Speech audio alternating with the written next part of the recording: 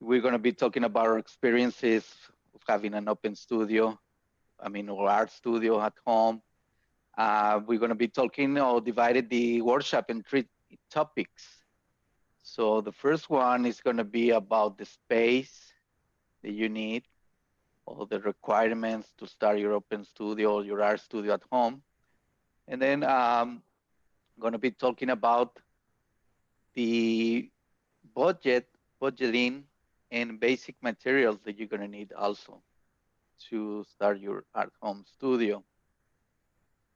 From there, we're going to move to the relationship or relationships with your family, because that's part of the role to have your home art studio, because you need to set up rules and how can you integrate your family to your activities? How can you develop your career with your family? And at the end, we're going to be talking about the marketing or having an open studio or your place. How can you start doing classes or workshops, all kinds of things, and your marketing? How can you start to creating your contact list, which is very important, and you want to have an inventory of your art and where you're selling and for how much, to whom do you sell it, and things like that. So, Monica, you want to say something? Hi everyone, my name is Monica Crespo, Monica Gisel Crespo, and I'm so happy to share with you my experiences having a studio. I had to. So I'm gonna tell you a little bit about why I had to. Now I just have one, and how this became more than my sole space for creation. Now it is a place where I can share my art with the community. I teach, and I also have a little bit of extra income. So it's been a journey. It's been very rewarding having my studio in my backyard, and we're going to talk about that not just in a little bit. So just for you to have an idea, as most of you or most of the artists, we create our own space to create, right? We just clean the kitchen table and we can start creating right there. And that's how most of us started, right? Just developing that space, that need that we have to develop and start creating. So based on that, we started growing, and then you realize that you need more than the kitchen table. And that's when you start creating a budget or start bringing ideas on how to become more efficient in your space and your time of creation. So we're going to be talking about that. Oliverio has something to share with you, and then it's going to be my turn again. Thank you for being here. Thank you very much, Monica. So yeah, let's start with the space. For this section, I prepared a little video because my daughter helped me out here. The relationship with the family here comes again. So just want to show you the space and my different stations and the way I work. I just want to mention another thing, because I'm a multimedia artist. So I have musical instruments, I have my paintings, and then the computer for the printing. So I do different things. So I need to separate and take advantage of the space as much as I can. So I'm going to share this short video with you.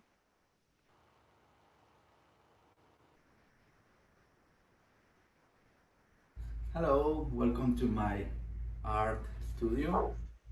This is the space where I work, and I've been working here since 2002 when I was laid off from an advertising agency. And coming from a family of entrepreneurs, I decided to make my own office and start doing freelance work as a graphic designer. And I started in one of the rooms of my house, and then I moved here to the living room.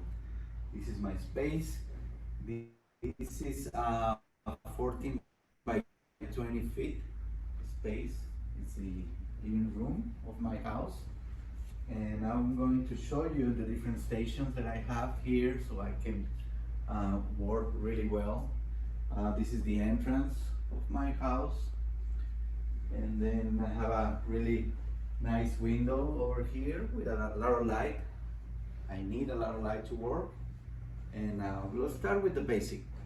The basic for me is the work table. This is how I started, with a small work table where you can have your tools, my color pencils, markers, everything that I need to sketch, to have my ideas in a table. That's my basic materials. And this table is something that you can move around. So we're talking about the space, and this is very important to get to know to how to take advantage of your space. So the second part I want to show you that I have also, because I'm a musician and I have instruments in one area and then in a different area. So that's one section. So this will be station number 2. Station number 1 is my table. Station number 2, my graphic and art computer. This is where I do all my graphics for my printing business. On this station here is where I keep all my paintings.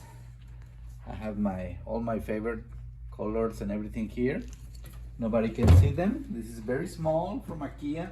I have brushes, and I have small mock-ups of my public art, because you want to have inspiration also at your studio. I have more brushes, and this is my printer machine where I can print postcards, posters for my printing business. This is my painting easel, which I love to have it right beside the window so I can have a really nice light. On this shelf I have other printers and other materials, CDs, music, DVDs. And this is the station number 3, which is the multimedia station. This is where I make movies, videos, and record music. I have my mixer, my MIDI controller, and a nice laptop with studio speakers. And I want to show you, here's another guitar, another instrument. And here on the corner, right, hiding over there, this is the paper cutting machine, the guillotina. This is where I cut the paper, and it's right there because nobody want to touch it. I have my papers here. So as you can see, I really take advantage of the space. So I recommend you to just have the basic necessities on your studio. Don't have things that you don't use that much. You can have those other materials in a different space, because you wanna move around. That's what I like of my studio. I can move around. If I need something else, it's in the garage or on a different place. This is the space in my home art studio. Thank you for.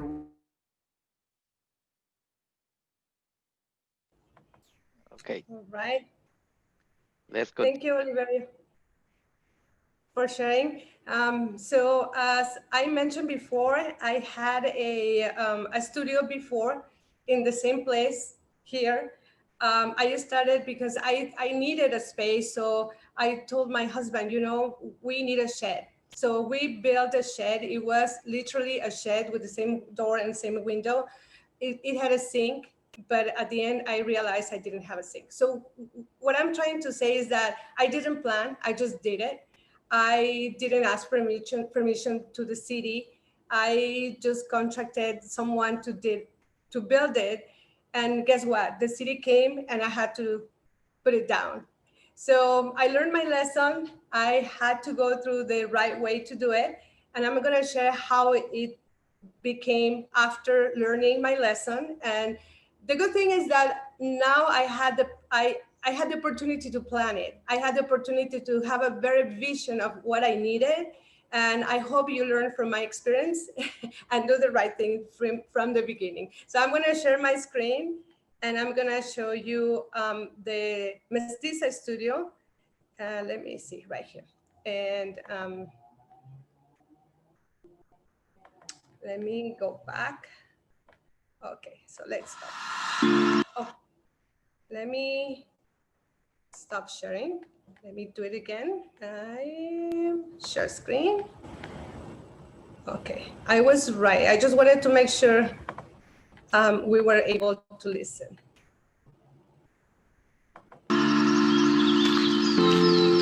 Here we are at Mestiza. This is my computer. I have here where I need to work on paperwork. This is my workstation for that. And then I have my second workstation right here. I'm working on a watercolor piece right now for an upcoming exhibition. Here we have my press. So this is my happy place where I print my monoprints, my etchings, linocuts, and woodcuts. At the beginning, when I used to have my other studio, I had a sink because I thought I needed it. I realized I don't need it. So one of the things that I wanted to share with you are these beautiful cards that I love, because you can not just storage your most useful tools, but also you can hide them and move them around as you need. Sometimes when I teach, I have to put more tables here, so I just move them around, and that's an easy thing to do. I also love the fact that the press is also movable, so whenever I need to rearrange the space, it's easy to do. So here, one of the next projects that I have is to put a shelf. It's on a special order, so I have to wait a little bit to it to come. So all my furniture, as I mentioned before, including my file cabinets, the ones that you store your prints, I bought it on Balcells and Gisel. So I spent for that is 1, 2, 3, 4, 5 drawers to store my artwork, probably $60, and then the other two between 30, 40 bucks. So that way I was able to put it together, and it looks good for me. So one of the tips that I want to give you is just to have specific places for specific stuff. So just to be more clear, is like have drawers or little cubbies, spaces where you can find easily your tools, so you work more organized. So I have here my lino, my plexiglass, everything that I need is handy right here. I have scrap paper to make my stencils that I use for my monoprints. And here I have scrap, also paper that I use, like when I teach, I reuse cardboard, things like that, to make palettes. And I have here all my brushes, mediums and thinner, all that stuff that has to be a little bit more like, not just organized, but easy to find. More cards that you move around. I have divided them by, this is the acrylics that I use for my Pinot wines. And here are my acrylics that I use for my professional paintings. And I love these tables. This is a tip that I can pass you. So these are half of the regular ones. You see, so there's enough space to have 2 or 3 of these little tables instead of having 1 or 2 that take more space. Also, I put skylights because I love working with the natural light that comes from nature, and that's what you're seeing right now. Utilizing now these walls as a gallery. So this wall and the next, the one that is right there, there's going to be a gallery in the near future, inspired by Oliverio and having the open art studios. That's what I'm going to do. So I also have the pro panels, so I'm going to start that outside, and I'm going to be able to invite 2 or 3 artists to the open studio, as same as Oliverio has done. And I really appreciate that, because he invited me to be one of his invited artists, and I really enjoyed it. And now I can take advantage of what I learned from him and start implementing it in my own studio. Thank you so so much for watching. I hope this was helpful.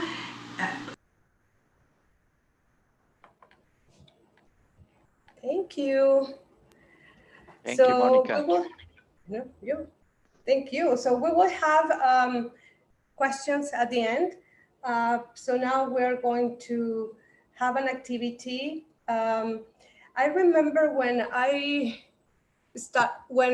saw an ad or an ad on Facebook that someone was selling that etching press. I was thinking, should I?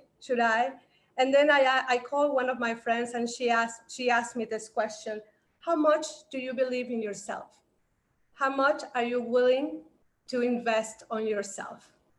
And that was the next step when I just not invested just $60 as I did with the file cabinets, but I invested more, but it was worth it.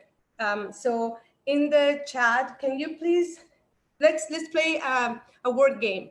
So 5 things that you need, but you don't have to start moving forward with your studio. 5, 2 to 5. Just In the meantime, I want to say something else that what Monica said is very important. Um, you have to have a commitment when you have a home art studio because it's an investment.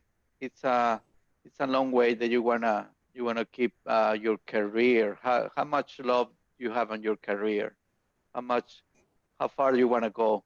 So it's important to uh, start as wherever you are, in whatever position or whatever level you are. And the most important part is to make a decision and start organizing. Start organizing yourself and just go for it.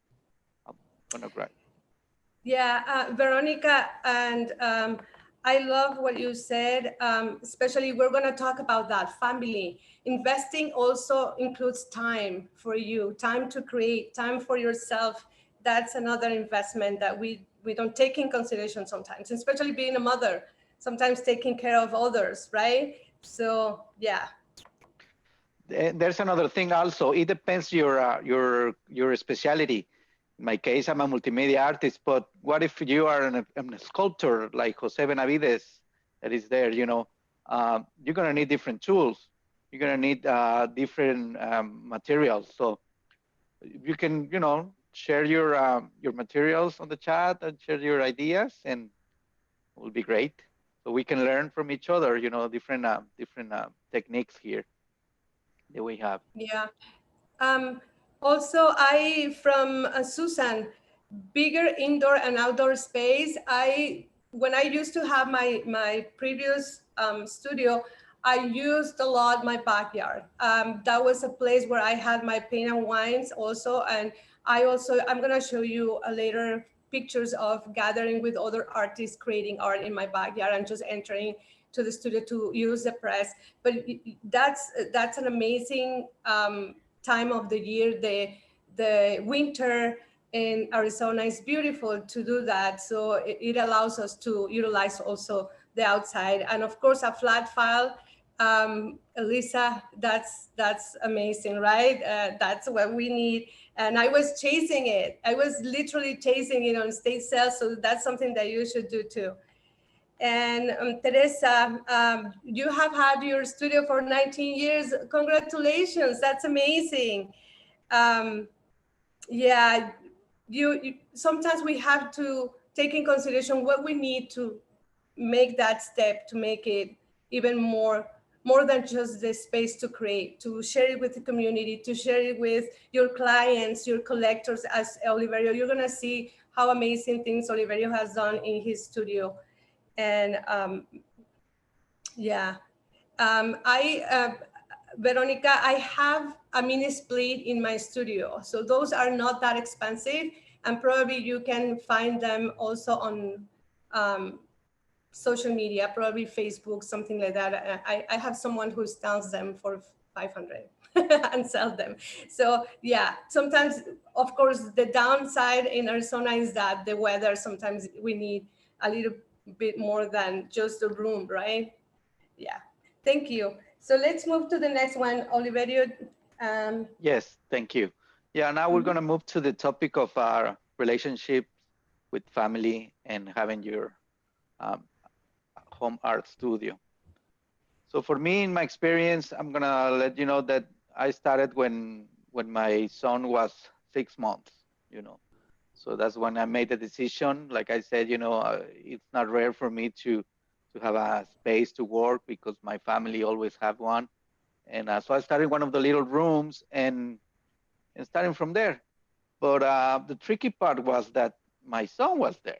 He was just a baby, and my wife and I, we made a decision that I can be a stay-home dad. So which I did it, and I was taking care of my son and started working here, started freelancing, and started get to know more people because in those years I didn't know that many people here. So was trying to get in touch with all artists and and move me in the field. But then after 3 years, my daughter was born, so I have like, oh my goodness, now I have more work with my kids.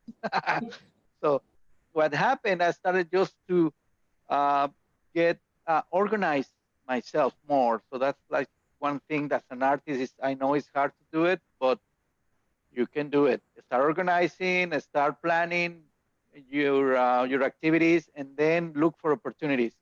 And I was looking for opportunities. That's when I met Monica, and then I met Jose, and all this big group of artists that we still see each other. So that was kind of like the beginning. Is 2004, and what happened next? I started having the opportunity to be a teaching artist, and then I decided, well, teaching artist that will be great. So this is the time when I'm starting to integrate my kids in my activities, and this is the time when I was also invited to do presentation different schools. So I was like, okay, how can I do this if I don't have time or I have a kid at home or then I have to pick up my daughter. So I'm gonna show you some images from those days, and for me it was like amazing experience first of all as a dad, as a parent. This is the opportunity that I had that I didn't I wouldn't change for something else. So I'm glad that I did it. I'm proud that I did it, and it is a long journey, no? So let me show you those photographs, which I don't see him here, but let me see where they are. Okay,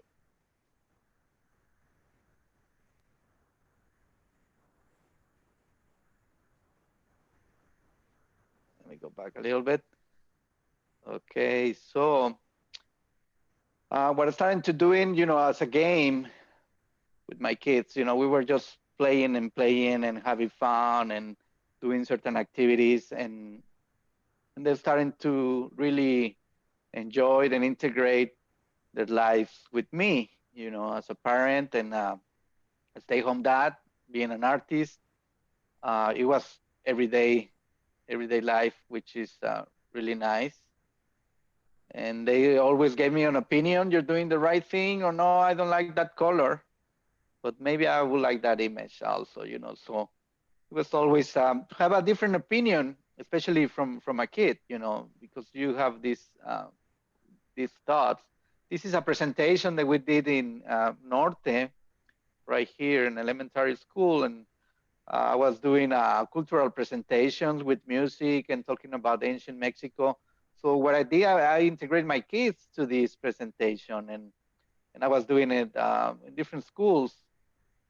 And then I got a grant with the Arizona Commission on the Arts. I went to Paradise Valley for another project, and this is one of the openings that I did at the utility box on Fifth Street and Mill Avenue. This is one of the openings also. So um, this is my experience. So what I will say is it's not the end of the world. If you've got kids, you can work it out now. They're not that young. My kids are in high school, but still love to be here surrounded by them. But we have an agreement now. We we talk about respect of the space, respect of the activities that I do, respect of my privacy and materials, especially because they feel free, they see a lot of paint, and how that's how they like to do it. But it's been an agreement. We have an agreement, and what happened myself, I create more a disciplined person, an organized person, because having my kids at home and working at the same time, it moved me to that direction, which I appreciate it and I like it. So this is my experience. And Monica, if you wanna jump in. Okay, thank you. So, yeah, as Oliverio said, it's not easy to deal with a studio at home and family sometimes. So you have to be very careful on setting your boundaries. I am an immigrant. My husband and I moved in 2000 to the United States with just hopes and dreams, nothing else than that, and two kids. So until now, we have a full-time jobs. I work for a nonprofit organization providing scholarships for community college transfer students. And yeah, so that's what I do from 8 to 5. And before that, I have to deal with the everyday task at home, right? Planning for the meal for the week, and raising kids. But at the same, but once that it's over, I have my own space. So my kids, they knew since the beginning that mom was an artist and she needed the time. And in order for them to understand, they were included in my creative process. So they were part of that journey that I started since they were born. So I'm going to tell you this story, which is funny because my son, every time that I had an opportunity to show my artwork, I was putting it into my car and driving around, delivering the art. And then, of course, if I didn't sell, I brought those paintings back. And one day he was probably 8 years old, and he told me, Mom, you should give up. You always do the same. Just take your art out and then coming back with it. And I said, no, I'm not going to give up. This is my life. So, things like that. Now my two kids, of course, when we moved, they were 2 years old, and the other one was 6 months. So now they're 23 and 21. So now they both are artists. And that's my contribution to this world, being able to share with them my artistic talents, but also seeing them developing like that skills, those skills, being an artist. My daughter is a writer and my son is a dancer.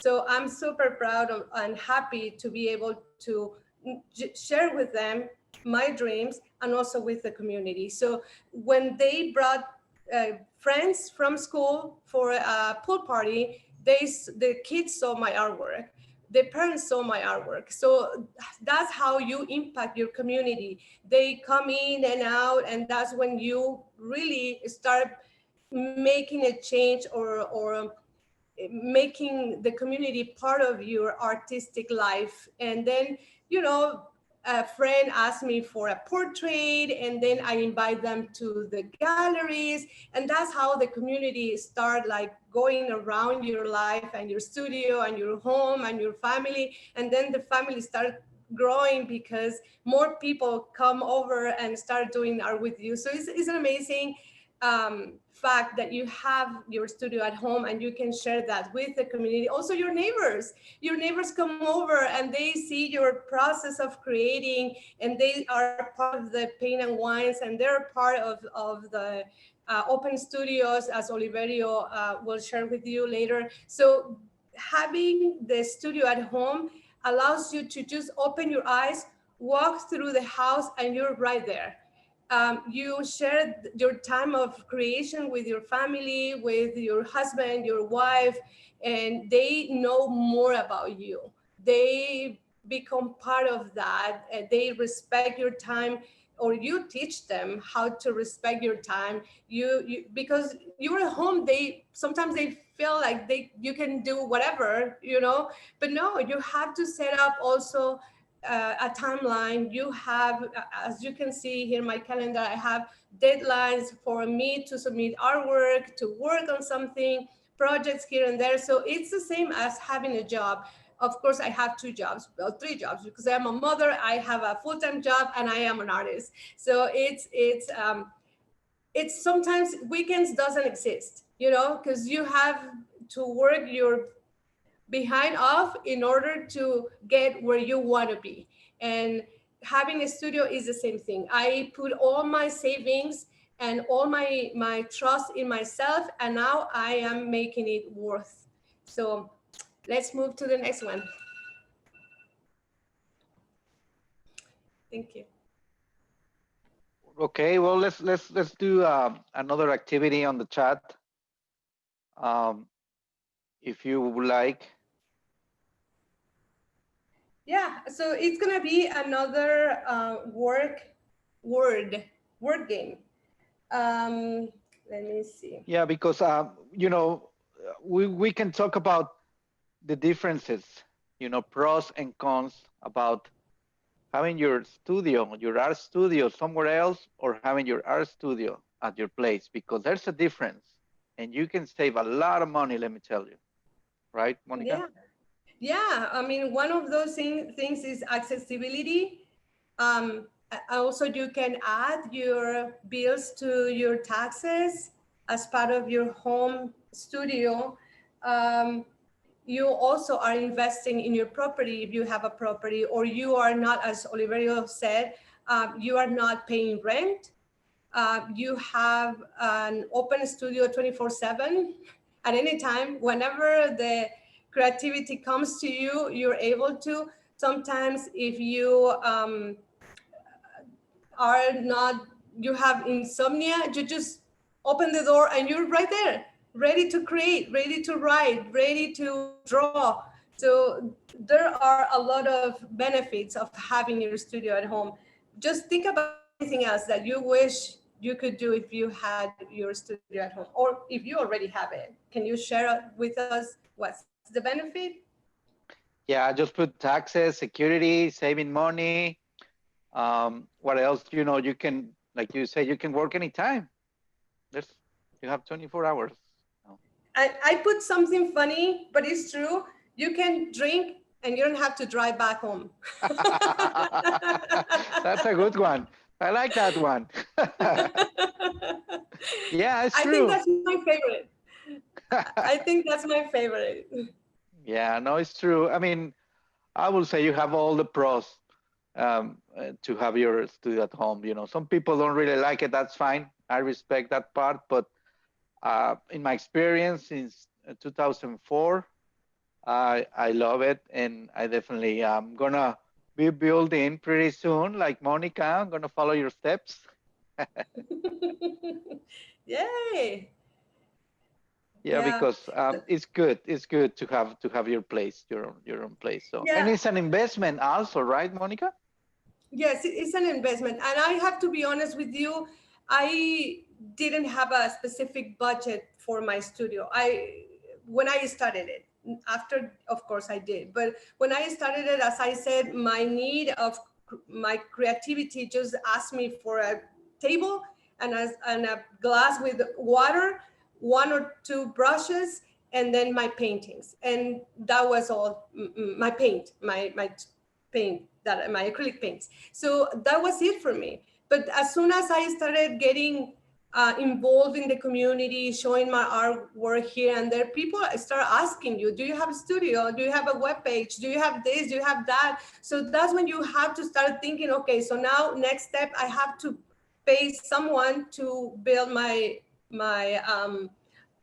web page. I need to buy a desk. I need to buy a better computer because I am doing some workshops online. I need a space. I need a table. I need a lamp. Lighting is so important too, because sometimes if you have good lighting, you can work at night. So what are the needs that you need to invest on? So I encourage you to start writing down. That's something that my husband and I do. We write down everything that we need to work better. And then after that, I have friends that their entire house are their studios and they don't care. They don't even have living room or anything like that. It's just enters and you see the studio right there, the whole house, the kitchen, the living room, the dining room, everything is a studio. And that's amazing because that's how it should be. It's your life. It's the way you live. Art is, it makes me um, no laugh, but makes me a little bit uncomfortable when people ask me, so when did you decide being an artist? I think you don't decide that. It's just you are, and you don't plan it. You just see things different, and that's when every time that I go out, I see a furniture, I see something that is ready for my studio. The tip that I can tell you is measure your space, so that way you will know if you go out to a garage sale, you know exactly if that piece of furniture that you saw, it will fit on your space, and have in mind exactly what your needs are, as we said before, so you won't buy the wrong things and then regret it. Based Yeah, on I want to make a comment from Teresa. Yeah, I know some artists, they really need to get out of their place, otherwise they don't work. Yeah, I have a couple of friends like that, and it's not for everybody. And like I said, you have to be very, very organized. That's number one. And have the discipline to say, right now I'm gonna work from 8 to 11 in the morning, or from 4 to whatever. I mean, you have to have that commitment. Like I said, it is a commitment. Having your art studio at home, it is a commitment with you first, and then with your career, and then with your family. It's very tricky. Like I said, it's very tricky. Like somebody, like like Monica says, somebody asked me once, how you do your art thing and your printing and then your parenting and your stuff. You just do it because you want to do it. Otherwise, uh, you're just waiting for the right time. So yeah, some people like to go out, and I have tried a couple times with other friends, and I don't know. I'm a stay home person. I love being at my place. And like Monica said, I can play the guitar and just be around and do my thing. But yeah, you have to have a schedule. You have to have your priorities and keep the ball rolling on different projects, because you can get lost easily in many tasks. So that's one of the comments that I want to make mention. But um, do you want to comment something else, Monica, or should I no, move to just the next one? let's go to the next one. Yeah, thank you. Okay, thank you. Well, the next section or topic is open studio, having an open studio and marketing classes or workshops. So I started 9 years. This is my ninth year doing an open studio here at my place. So I decided to do it with a close friend. He passed away last year, Ruben Galicia. So we did the same, the first open studio. But I have the idea from that magazine that is called Professional Artist, or used to be Calendar, Art Calendar. I don't know if you guys remember that one. So I read the article about it, and I said, this is so great. I would like to do something like that. I'm a really sociable person, and I can just try. So that's what I did. I tried, not knowing many things.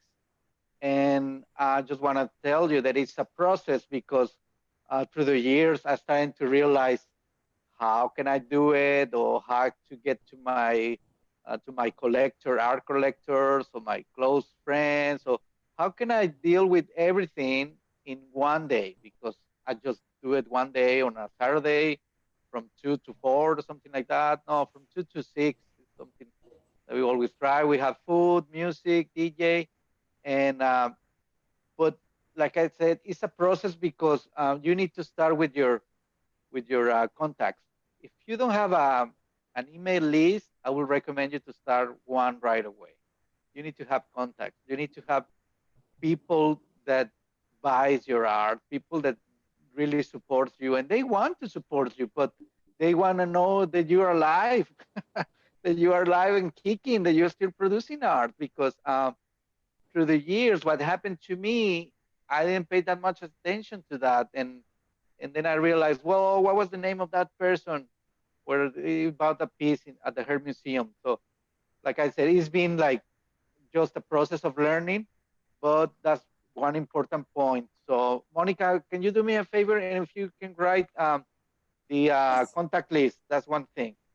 The other thing Mhm. that I do is to get the marketing. I print postcards, and wherever I go, I take a couple postcards and start inviting people to join me for that day, and RSVP also, so I can have an idea how many people are showing. So then I will get the food and drinks, and after that is social media promotion, and and this is the opportunity for me to show my new work, and probably to have specials also, and the opportunity to explain to a collector or a friend the pieces that I'm being creating in a different atmosphere, because some people don't like to go to museums or galleries. They wanna feel more personal relation with you. So I have a couple of art collectors. They just wanna come to my place and buy the pieces directly, which is nice for me. So these are the the points that I do. And like I said, it's a party, it's a celebration, and uh, and I'm gonna show you some images about it. And so as you can see, here are the postcards from the different open studios that I had. Another thing that I want to mention, that every year I invite another artist. Always have a guest artist to join me and present their work. So this way we can create community, and we can share also our collectors. So this day for me is to sell. This is where I threw my house through out the window, as we said in Spanish. So this is the time to sell. This is the time to celebrate and to share with friends and people who really enjoy art, which is very special and I respect a lot, because it should be some kind of sense of support from the community. Sometimes I play music there, and it's a family friendly event, and here we go, Monica. Then you can Yeah. do your classes, your activities. Okay. So as I said before, I am I'm an artist. I'm an illustrator, painter, and printmaker. But I love teaching, and that's what I started doing at the studio, at my studio. This is a picture of my old studio. Well, it's the same, but before I renovated it, and it's interesting because it became, as I said, more than a solo space for my creative outlet. It also became a place to share my art with my loved ones, with the community, and also a place where I can make some profit. So this student in particular, he has been with me 4 years. So he loves art, and he's been with me. We've been growing together because as a teacher, I learn from my students, and that's something that I enjoy it a lot in my studio. So I have a couple of students. I teach every other Saturday because I need Saturdays as well for my personal life. So every other Saturday, and then I have paint and wines. I refused at the beginning to do those because I am more into the technique and the formal way of sharing my art skills with the community. But after the first one, it was so much fun. So sharing that fun part of the art it's really rewarding as well. So I have a couple of women that today they're asking me, when are we going to start? So that's my backyard out of the studio when it was the first time, which was basically a shed, but it had a sink. Then I realized that I didn't need a sink because I bought one of those tables that you fold, but they have it's interesting because they are meant for when you have a party and you put the to cool the drinks, so you can fill it with water or ice. So that's what I use when I have to soak the paper for my printing sessions. So I realized I don't need a sink, so I now I have a gallery instead. So I it's been a learning process from going to the first one, which is also that picture. So working with the community, we have there Sam from Sagrado and Miguel, which is another art supporter, family members. That's Marcos Albarran's son. I don't know if you know him, but he's another artist. So we gathered to print in that little space. Now it's a little bit bigger, but in the back it was small, but it was perfect for us to celebrate art, to work together, work with the community, grow each other, sharing knowledge and sharing tips of printing. There is another artist, Veronica Verdugo, which also participated on these printing sessions at Mestiza.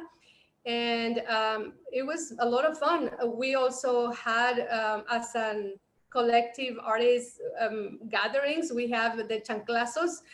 So this is one of the chanclazos. So part of our artist community right there, gathering after printing, of course, having a little bit of fun with music and drinks, and then enjoying life and art together. So that's my experience having my studio at home, which I love it. And that's it. Yeah, thank you very much, Monica. Yes, so I will invite you, everybody, to please let's make put your social media contacts on the chat, if you will please, because as we've been talking about making a community, we need to have a strong networking here of artists in the Valley. So I just ask you if you please want to share your social media information.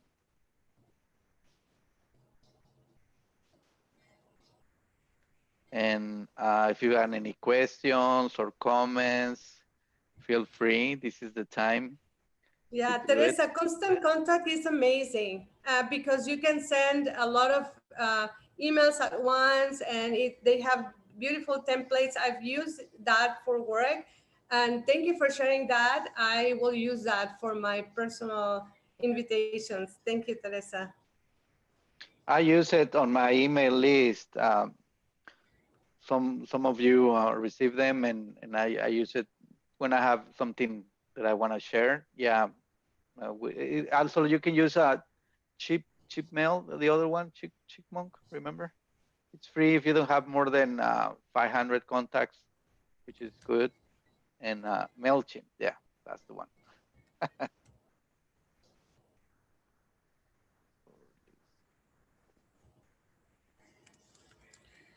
So I think now it's time for questions. Any questions? Any suggestions for the studio? You're welcome to come and print with me if you want. Yeah, and I'm not sure if I'm gonna do the Open Studio this year because obvious reasons, but definitely I'll be in touch, and if you wanna come, that will be great. But I don't know this year what will happen. It's interesting because in my community, there are not open studios or galleries nearby. So I'm very happy that I'm the one initiating this art exposure in my neighborhood. And hopefully in the near future, I'm going to see how it goes, and probably I can share with you my experience. I'm planning on joining the Block Watch. meeting, and I'm gonna start telling everybody that I have a studio at home, and see what happens. I mean, we never know. Taking advantage of each opportunity, and make things happen. Like Oliverio said, he saw the open studio in a magazine, and now he has done 9, and they're very successful. Yeah. Thank you. So Yes, take yes. risks. And it's an event, you know, it's a social thing, and it's an opportunity to make yourselves and see friends also. Mhm. And this is interesting because we both have home studios. Mine is in my backyard. Oliverio's is in his house inside. But both are, I mean, the same thing.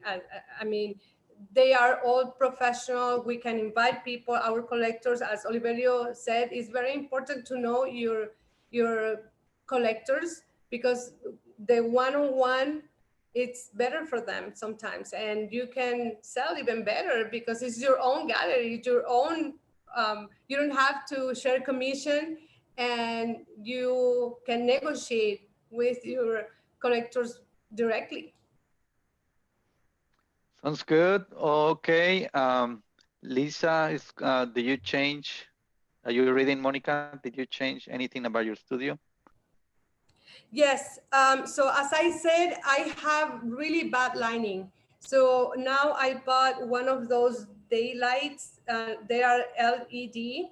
So I've been painting at night. As I said, I have a full time still. So after my work, thanks God, it's at home now for COVID. So just right after signing up my computer, I just jump into my workstation, and this light is amazing. So that's the first thing I changed. And then I don't have the sink because the sink was in the middle. So right there where the press is, right there was the sink. And then when I teach, I just bring like a little container with water to rinse the brushes, and I have my kitchen just across my studio, so I don't need a sink. So as I said, I changed or I switched the sink for the walls for when I open the studio for probably soon. But yeah, those are the only things that I think is a main change, which made a huge difference. And also, of course, another thing that I did, I used to have all those storage units right here. I had more, which are also right there. I have to get rid of them. If you need some stuff for your studio, let me know, because I had also other file cabinets and cabinets, but I don't need them because as I said, now I'm looking for the gallery space. And also I had one of those spotlights. I don't know, probably you can see the light, a line right there. So I'm gonna buy those spots because they're so expensive. So it's little by little, that's part of my next project in my budget, to buy those little, like, to direct the light for when the art is up. And so those are the just 2 or 3 things that I changed. Other than that, just I had to go with whatever the city required. I had to pay a fee. I had to redo the whole studio, which was a nightmare. Putting everything on boxes, taking out that press from the studio is so heavy, so heavy. So it was a little bit of work to do. So remember from my experience, do it the right way since the beginning.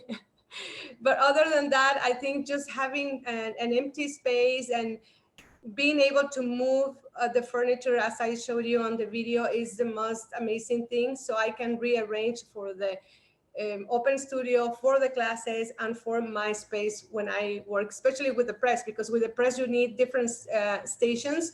So you can fold and put tables whenever you need, and just work on that. And when you're done, clean and put everything together. I mean, outside the studio. Another thing that I learned is that being organized, as you could see, I mean, knowing exactly where your things are saves you time and saves you money. Yes, you're right, Monica. That's correct. And just want to mention to Teresa, yes, I totally recommend of having a guest artist because they invite their followers, they invite their friends, and we share that with each other, both artists. Whoever is with me, we share that information, we share expenses, and it's a win-win for everybody. So yes, do it. Any other comment? Jose Benavides, I don't know what is a storefront art selling place. No, I have not dealt with them. Have you, Monica? No, I haven't. I have to check it out. Yeah, I don't know. I don't know them. No, but I know I have other friends that found a file cabinet from schools when they renovate their art rooms. They get rid of those. So I know that a lot of my teaching artists, they friends, they have gotten from them. Nice. Let us know, Monica. Okay. Well, thank you very much, everybody. Thank you for being here. We have a great time talking about the home art studio. I hope you enjoy it. And like I said, if you have comments or questions, you can send us our information there. You can send information or whatever you wanna ask. Feel free. Well, thank you for joining us. Thank you for your comments. I'm happy to see that it was useful for some of you. Thank you.